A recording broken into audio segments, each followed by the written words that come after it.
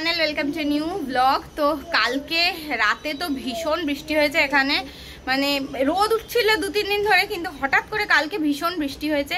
তো আজকে আবার ওয়েদারটা একটুখানি ঠান্ডা ঠান্ডা হয়ে গেছে। আর এইদিকে ঝিনুককে স্কুলে পাঠানোর জন্য রেডি করে দিয়েছি। তো কালকে ওকে স্কুলে পাঠিয়েছিলাম, আজকে ভাবছিলাম স্কুলে পাঠাবো কিনা, কারণ এত বৃষ্টি পড়ছিল কালকে। তো দেখলাম সকালে উঠে ওয়েদারটা মোটামুটি আরামদায়ক আছে, তাই ওকে স্কুলের জন্য রেডি করে দিয়েছি। তো কালকে আমি ওকে দিয়ে নিয়ে আসা করেছি, আজকে সুকৃত দিয়ে আসবে আপাতত। তো ঝিনুকে একদম রেডি করে দিয়েছি। তো ঝিনুক একদম রেডি এখানে স্কুলে যাওয়ার জন্য। আর বাবাকে বলছে, বাবা ওটো ওটো, জামা পরো, বাবা জামা, বাবা জামা। বলেছো বাবাকে জামা পরতে? হ্যাঁ মা। জুজু কোথায়? জুজু ওখানে। জুজু আচ্ছা, বাবাকে একটু বলো, বাবা জামা পরো, ওঠো ওঠো। ঢুকে বলো, ঢুকে বলো। হ্যাঁ বাবা জামা, সুন্দর জামা, সুন্দর জামা। কি কি মা? কি মা? শুনতে পাচ্ছি, জোরে বলো। কি বলছে কে জানে? হ্যাঁ মা, বাবা জামা জামা। কি করছিস? কি হলো? কি হলো মা? ঘরদোর কি করে রেখেছে? করছি সেকেন্ডের মধ্যে ঘরদোর অবস্থা টাইট করে দিয়েছে।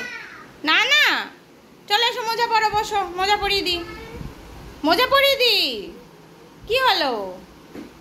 কেন আমার কাছে পরবে না মোজা? বাবা মোজা আমার কাছে পরে না, বসো, আমি পরিয়ে দি। বস না, পরিয়ে দি মা মোজাটা। বাবা বাবা, বসো বসো। কি হয়েছে মা, রেডি হয়ে গেছো? বালিশটা ওখানে কেন তুমি রেখেছো? কেন রেখেছো তুমি বালিশটা ওখানে?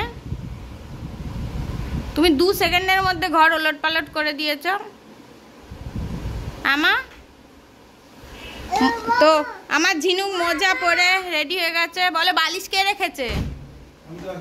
তাহলে ওই রেখেছে। বলছে বেবি, আমি আমি বেবি। মা তোমার নামটা বলে দাও, হোয়াট ইজ ইওর নেম? বলো বেবি নাম কি বলো। এই তোর না পরীক্ষা সামনের সপ্তাহে, বল হোয়াট ইজ ইওর নেম। ও একটু খেলার মুডে, একটু খেলার মুড থেকে বেরো, একটু বলো হোয়াট ইজ ইওর নেম। সু বলে, সু সুভাঙি না, বলে সুমানি না। কি ম্যাও ম্যাও। টাটা মামা, টাটা।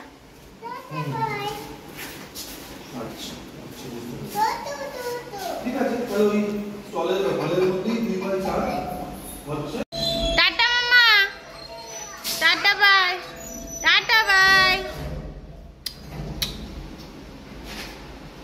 সুকৃত ফেরার পরে আমরা একটুখানি ব্রেকফাস্ট করতে বসেছিলাম। তো ব্রেকফাস্ট করে সুকৃত যেতে পারেনি, আর আমাদের একটু চা খেতে লেট হয় বলে ব্রেকফাস্টটা করতে একটুখানি দেরি হয়ে যায়, কারণ হলে একদম খিদে পায় না। আর এরকমভাবে আমরা দুজনে বসে গল্প করার সময় এখন খুবই কম পাই, মানে শুধু দুজন সঙ্গে সবসময় একজন থাকে।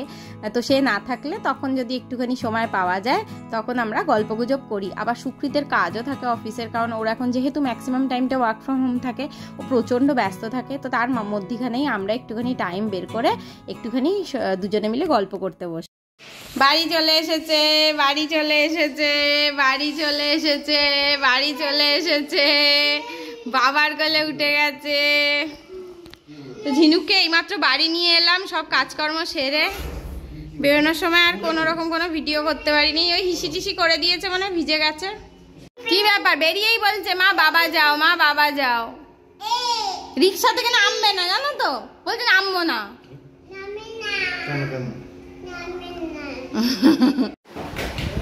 আসতে কি সুন্দর আরাম করে শুয়েছে, দেখো কষি কষি ভাবে। বদমাইশের একদম এক ঘরে। ওলে বাবা, ওলে বাবা। কি হলো, বাবা আদর করছে, বাবা আদর করছে। কি হলো তোমার? সুকৃত বসে বসে কাজ করছে এখন অফিসের। কি মা, চুলটা ছাড়ো, পেটে উ হবে কিন্তু। ফ্যান কি হয়েছে ফ্যানে? ফ্যান নেই তো আজকে একটু তাড়াহুড়ো ছিল বলে না আর কোনো রকম সেরকম ভিডিও করিনি। ঝিনুকে রান্নাটা করলাম, বিছনা টিছনা সব ঠিক করলাম, ঘরদোর ঠিক করলাম মোটামুটি একটা করে। আরও অনেক কাজ বাকি ছিল কিন্তু সেগুলো কিছুই করা হলো না। তো সুকৃত বললো যে তুমি নিয়ে এসো, কারণ ও এখন প্রচণ্ড ব্যস্ত, ওর মিটিং আছে প্লাস কিছু কাজ আছে, ওয়ার্ক ফ্রম হোমে যা হয় আর কি, মানে ওর ম্যাক্সিমামটা ওয়ার্ক ফ্রম হোম, তো যার জন্যই ওর প্রচণ্ড ব্যস্ততা এখন থাকে। তো ঝিনুককে নিয়ে এসে আর আমি গেছি যখন তখন তো মার সাথে ফোনে কথা বলতে বলতে গেছি, যার জন্য কোনো ব্লগ করিনি। তো এখন ঝিনুককে বাড়ি আনলাম, বাড়ি এনে একটু রেস্ট নিক, রেস্ট নিয়ে তারপরে ওকে স্নান করাবো, তারপরে আবার কাজ। ঝিনুককে নিয়ে শুতে চলে এসেছি দুপুরবেলা, ওর খাওয়া দাওয়া সব কিছু হয়ে গেছে, আমাদেরও হয়ে গেছে। এবার মারছে পাকামিও, মা কাঁথা পেতে। কি কাঁথা পাচ্ছ মা? পাতো ভালো করে পাতো, অত অত তাড়াহুড়ো করে না, আমার লেগে যাবে তোমার। বাহ সুন্দর কাঁথা পাতা হয়েছে। এই কাঁথাটাতে তুমি শোবে? এই কাঁথাটাতে তুমি শোবে? আলে বাবালে মা, এটা কি কালার? আচ্ছা মা মা মা মা এটা কি কালার? এটা এটা কি কালার? এটা বলো বলো বলো। ওই দেখো, হ্যাঁ বাবা বাবা বাবা মা, এটা কি কালার? এটা ওটা ব্লু না, বলো ঠিক করে বলো। অরেঞ্জ কালার নেই, এটা কি কালার বলো? এটা কি কালার? হ্যাঁ হ্যাঁ, আর ইয়েলো কালার কোথায়? ইয়েলো কালার বাবা। আর মামা হোয়াইট কালার কোথায়? হোয়াইট কালার, হোয়াইট, এই যে হোয়াইট কালার, এই যে হোয়াইট কালার, এই যে, তুমি তো জানো হোয়াইট কালার কোথায়। কাঁথা পেতে? আচ্ছা পেতে দিচ্ছি, এসো এটা পেতে দাও, তুমি টানো কথাটা টানো। মা কাঁথা পেতে, মা কাঁথা পেতে, মা কাঁথা পেতে, কত ঢং শিখেছে মাম্মাটা। হয়েছে? একটু এইদিকে করে দাও, তুমি অত সাইডে শো না, মশা কামড়াবে, এখানটা শো। এবার এ নাও বালিশ, এ নাও বালিশ। ও শোয়ার বালিশটা নেই, তাই বলছে বালিশ শুয়ে নেই। তুই তো পাকা হলি কবে থেকে রে? এনে শো, ঠিক আছে শুয়ে পড়ো। ঘেটে যাবে? কি হয়ে যাবে মা? কি যাবে? কি হয়ে যাবে? কি ঘেটে যাবে বলতে চাইছো? আমি বুঝতে পেরেছি, ঘেটে যাবে না। ঠিক আছে তুমি শোও, শোও, এনা শোও। মাম তো এখন ঘুমাচ্ছে, দাদাও ঘুমাচ্ছে, তাহলে বেবিও ঘুমিয়ে পড়ুক, আমার সোনামাটাও একটু ঘুমিয়ে পড়ুক। ঝিনুক না ঘুমালে তো ঝিনুকের কষ্ট হবে। তাহলে হ্যাঁ কাঁথা পেতে এরম হয় পাতো। এক ও পাকামি ওকে করতেই হবে। ওটা কি করছে?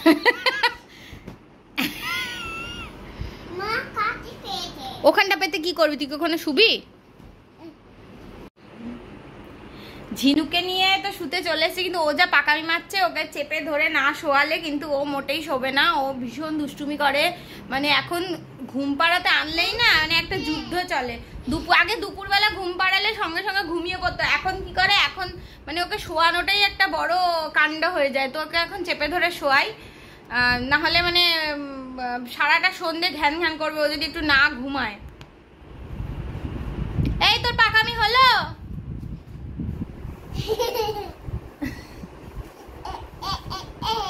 সারা বিছানা ঘুরবে এখন, দুষ্টু কর। ফেলে দিলে কেন তুমি ন্যাপিটা?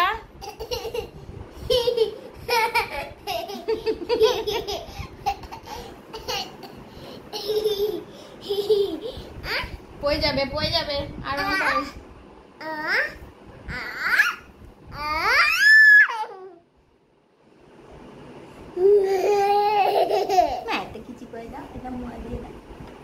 মাথা ঢুকে যাবে মা, আরাম করিস না। ওলে ওলে বাবা, চুল না চুল না চুল না চুল ছাড়। দেখিছো কিরকম চুল টানছে? যে কটা আছে সে কটাও ছিঁড়ে যাবে।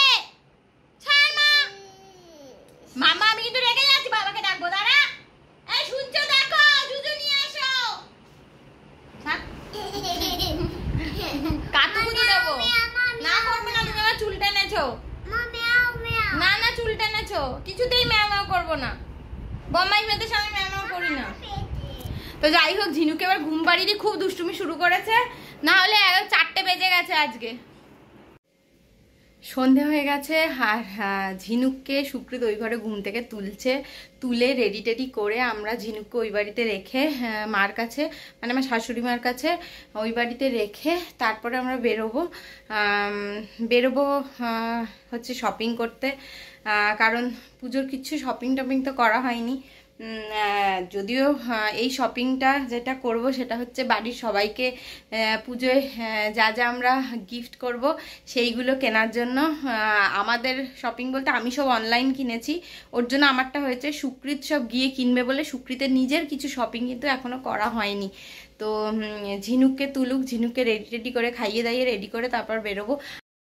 এ বাড়িতে চলে এসেছি আর এ বাড়িতে এসে ঝিনুক নিজের পাকামি করা শুরু করে দিয়েছে। ওই পুজোর জিনিস ধরিস না মা। তো এখন আমরা যাবো একটুখানি পুজোর কেনাকাটি করতে, কিছু কেনাকাটি হয়নি আর এ মাসেই পুজো, মানে সুকৃত এত বিজি ছিল আমাদের এই মাসটা ওভাবেই কেটে গেছে। তুলে খেয়ে নিয়েছিস? তুই ভালোই আছিস, ও মিচড়ি দেখলেই খেয়ে না, ওই জন্য আমি মিচড়ি দিই না, নকুল দানা দিই। হ্যাঁ হয়েছে, আর খেতে হবে না। এখন একটু বেরোই, নাহলে আবার দেরি হয়ে যাবে। কখন থেকে আমরা প্রস্তুতি নিয়ে এখন পৌঁছতে পারলাম, এখন বাজে 7টা। ঝিনুককে ওই বাড়িতে রেখে আমরা তো চলে এসেছি যশোদাতে। তো যশোদাতে এসে একটুখানি প্রথমে শাড়ির কাউন্টারে ঢুকেছি শাড়ি কিনতে কয়েকটা, তারপরে শাড়িটা কিনে আর একটা আছে পাশের বিল্ডিংয়ে, সেখানে শার্ট কিনতে এসেছি। তো দুবার সিঁড়ি দিয়ে ওঠানামা করে না পুরো হাঁপিয়ে গেছি, এত উঁচু উঁচু সিঁড়ি না যশোদার সিঁড়িগুলো, মারাত্মক সিঁড়ি। তো শার্ট কেনা হয়ে যাওয়ার পরে এখানে এসেছিলাম আমার বাবার জন্য শার্ট প্যান্টের পিস কিনতে, কারণ আমার বাবা শার্ট প্যান্টের পিসই কেনে, মানে পরে আর কি। তো এরপরে বিলিং কাউন্টারে বিল টিল করে আমরা আর কি বেরিয়ে যাব বারাসাতের উদ্দেশ্যে। তো আজকে যশোদাতে মারাত্মক ভিড়, পুজো মানে মাস যে পড়ে গেছে সেটা বোঝাই যাচ্ছে। তাও তো আমরা এসেছিলাম উইকডেজে, যদি উইকেন্ডে যেতাম তাহলে তো অবস্থা আরোই টাইট। আমরা বাড়িতে চলে এসেছি, আমাদের জিনিসগুলো ফেলে গেছি সেগুলো নেওয়ার জন্য। দিদিরা চলে গেছে, ওই যে, আরে বাবা রে, কি ব্যাপার, দিদিরা আছে এখনো? হ্যাঁ, বাড়িতে এসে না আজকে 5 মিনিটের বেশি আমরা বসিনি, কারণ আমরা তাড়াতাড়ি বেরিয়ে যাবো আর পৌঁছেছিলামও অনেকটা দেরিতে। তো দিদিরাও এবার বেরিয়ে যাবে, বাড়ি চলে যাবে। তো এবার আমরা একটুখানি স্টার মলে যাবো বলেই তাড়াতাড়ি আরও বেরিয়ে গেলাম। জল খেয়েছো? হ্যাঁ, এই যে আমাদের শপিং এর ব্যাগ। তো বাড়ি থেকে বেরিয়ে আমরা এসে যাচ্ছি এখন একটুখানি স্টার মলের ফুড কোর্টে। কোন দিকে ব্যস্ত দেখতে, স্টার মলের ফুড কোর্টে গিয়ে একটুখানি কোল্ড কফি খাবো না মিল্কশেক খাবো। দেখি, সন্ধ্যেবেলা কিছু খেয়ে বেরোনোর আমাদের সময় হয়নি, আর খিদে পায়ও নি। দুপুরবেলা আজকে এত খেয়েছিলাম, পেট পুরো ভর্তি হয়ে গেছিল। তো খেয়ে দিয়ে তারপরে বাড়ি যাবো।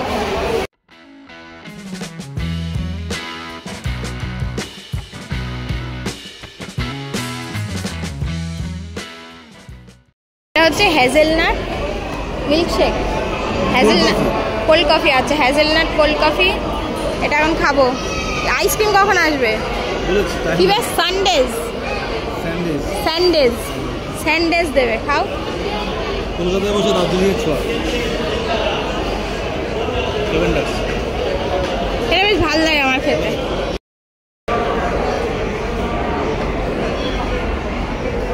ঠান্ডা কি ভালো লাগে।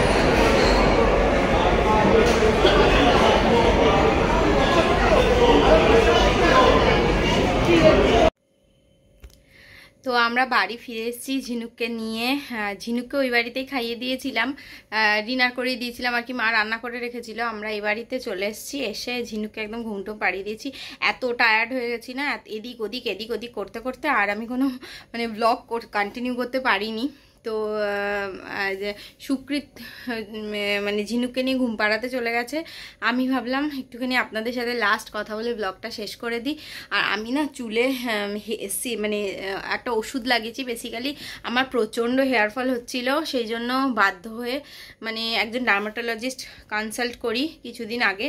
তো সত্যি কথা বলতে ওনাকে দেখি আমার খুব উপকার হয়েছে। উনি একটা দুটো ভিটামিন দিয়েছেন, একটা চুলে মানে লাগানো সিরাম দিয়েছেন, আর আমার যেহেতু ড্যান্ড্রফ আছে তার জন্য একটা শ্যাম্পু দিয়েছেন।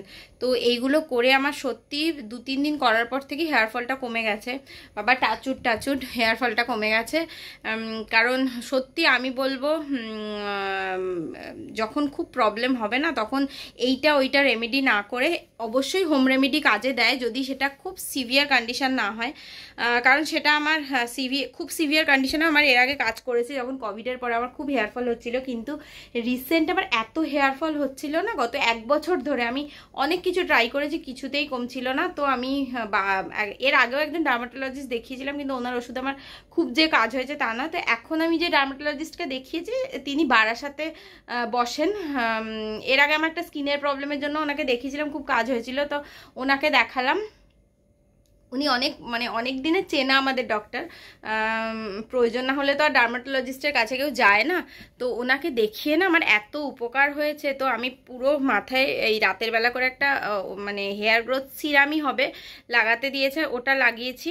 এগুলো সব মেডিকেটেড, তো এমনি ইউজ করাটা ঠিকও না। যদি তাও আমাকে দেখে বলছে যে তোমার খুব একটা সিভিয়ার কন্ডিশন না। আমার তো নিজের কন্ডিশন সিভিয়ারই মনে হচ্ছে, কারণ আমি তো জানি আমার কত চুল ছিল মাথায়, আর হেয়ার ফল হতে হতে মানে আমার এত হেয়ার ফল অলরেডি হয়ে গেছে না। আমার কোভিড হলো তখন মারাত্মক হেয়ার ফল হয়েছে, মারাত্মক, মানে কান্না পেয়ে যাওয়ার মতন। তাও তখন আমি ডক্টর দেখাইনি, কারণ আমার একটা হোম রেমেডি ইউজ করে ভীষণ কমেছে। সেই হোম রেমেডিটা আমি ইউটিউবে দিয়েওছি আগে। তো আমার সেই হোম রেমেডিটা ইউজ করে আর আমি ভিটামিন খাচ্ছিলাম, খেয়ে মাল্টিভিটামিন খেয়ে আমার মানে কমে গেছিলো হেয়ার ফলটা। তো তারপরেও আমার ডেঙ্গু হলো। ডেঙ্গুতে তো আমি এটা ওটা ওষুধ লাগাতে পারবো না বা খেতে পারবো না, কারণ ডেঙ্গুর সময় আমি প্রেগনেন্ট ছিলাম। তো তখন আর আমি ডক্টর দেখাইনি, নিজেই আস্তে আস্তে তখন যেহেতু আমি এমনিও অনেক ওষুধ খাচ্ছিলাম, আমাকে আমার গাইনোকোলজিস্ট দিয়েছিলেন অনেক ওষুধ, তো তাতে আমার মোটামুটি ম্যানেজ হয়ে গেছিলো, অতটা প্রবলেম হয়নি। হেয়ার ফলটা খুব মানে হেয়ার ফল হওয়াটা খুব তাড়াতাড়ি বন্ধ হয়ে গেছিলো। কিন্তু আমি দেখতে পাচ্ছি যে এইবারে মানে কমছেই না। সেই যে পোস্টপার্টাম হেয়ার লস আমার খুব একটা হয়নি, কিন্তু হঠাৎ করে দেখছি লাস্ট 1 বছরে মানে এত হেয়ার ফল হয়েছে, বাধ্য হয়ে ডার্মাটোলজিস্ট দেখালাম, তো খুব কাজে দিয়েছে। তো যাই হোক, আজকের ব্লগটা এখানেই শেষ করছি। তো আপনাদেরও যদি খুব হেয়ার ফলের প্রবলেম হয় অবশ্যই একজন ডার্মাটোলজিস্ট কনসাল্ট করবেন, এইটুকুনি বলতে পারি, কারণ আমার নিজের এক্সপিরিয়েন্স দিয়ে বলছি। এর আগেও আমি 2012 সালে একবার এরকম সিচুয়েশন ফেস করেছিলাম, ডার্মাটোলজিস্ট দেখিয়েই আমার হেয়ার ফলটা মানে কমেছিল আর কি। তো নিজের এক্সপিরিয়েন্সটা আপনাদের সাথে শেয়ার করলাম। সত্যি যদি কারুর মানে আমার এক্সপিরিয়েন্সটার থেকে কারুর যদি একটু হলেও উপকারে লাগে, ভালো লাগবে আমার সেটা। কারণ অনেকেই এই হেয়ার ফল নিয়ে, মেয়েরা তো জর্জরিত সত্যি কথা বলতে। তো যাই হোক, আজকের ব্লগটা এইটুকুই রাখলাম। যদি ব্লগটাতে কিছু ভালো লেগে থাকে তাহলে অবশ্যই লাইক করবেন, কমেন্ট করবেন, শেয়ার করবেন, আর চ্যানেলটাকে অবশ্যই সাবস্ক্রাইব করবেন। টাটা।